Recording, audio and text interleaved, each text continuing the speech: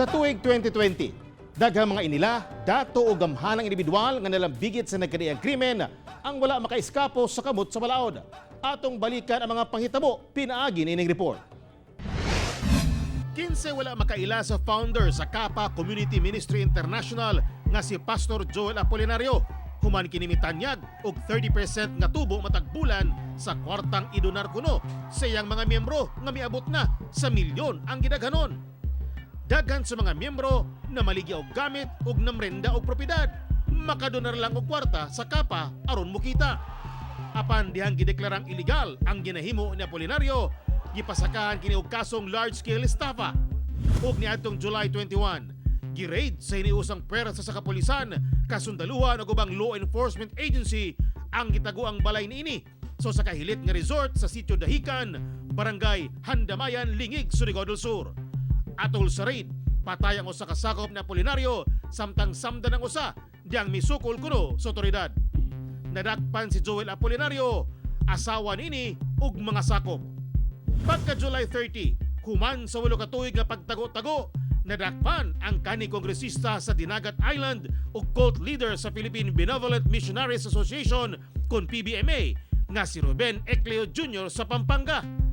Nakumbikto si Ecleo og life imprisonment niadtong April 2012 sa pagpatay sa kagulingong asawa niini nga si Alona Bacolod Ecleo niadtong January 2002. Kumbiktado sab si Ecleo sa kasong korupsyon sa Sandigan Bayan niadtong 2006 ug gisintensahang mapriso sulod sa 21 ka tuig tungod sa mga anomalya sa government projects dihang mayor pa kini sa San Jose sa Dinagat Island niadtong 1991 hangtod 1994.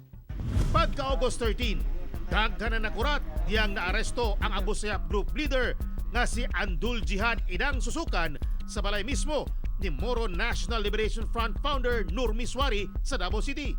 Dunay 34 ka warrant of arrest ang giserve sa Davao City Police Office kang Susukan. Si Susukan ang responsable sa pagpamutulog ulo o pagdagit sa mga biktima sa Mindanao ug Northern Malaysia.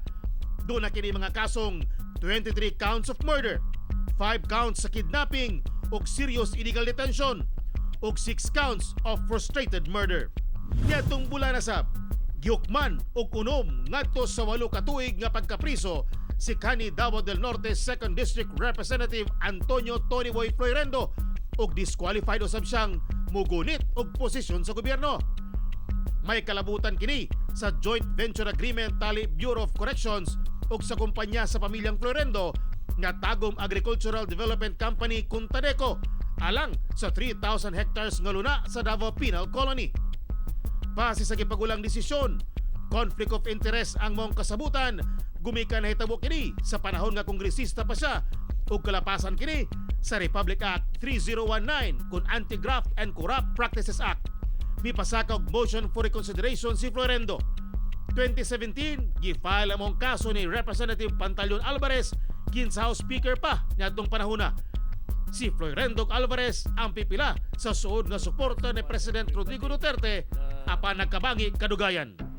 Narakpan usab sa NBI ang CEO sa usa sa gingong pinakadakong Ponzi scheme sa Pilipinas nga si Rico Garcia sa Ryzen Marketing. Narakpan kini sa kauluhan niadtong March 5, 2020 o gipresenta sa media sa Davao City niadtong October 22, 2020. Binilyong kantidad sa kwarta ang nakuha sa Ryzen pinaagi sa pagkuha og investments gikan sa mga miyembro nini nga mo triple kuno matag bulan. Una nang nadakpan sa CIDG Anti-Transnational Crime Unit ang founder sa grupo nga si Paul Auditor atol sa entrapment operation sa Taguig niadtong 2019. Kasong syndicated estafa ang atubangon sa mga dinakpan. Sa katapusan, madato man o pobre, impluwensyado o opisyal sa gobyerno, walay mulabaw sa balaod. Nakalusot ka man karon, pero maabot ang panahon nga tanang nakahimo og krimen, manubag ug masilutan ubos sa balaod. Ako, si Teco Campo para sa GMA Regional TV 1 Mindanao Year-End Report.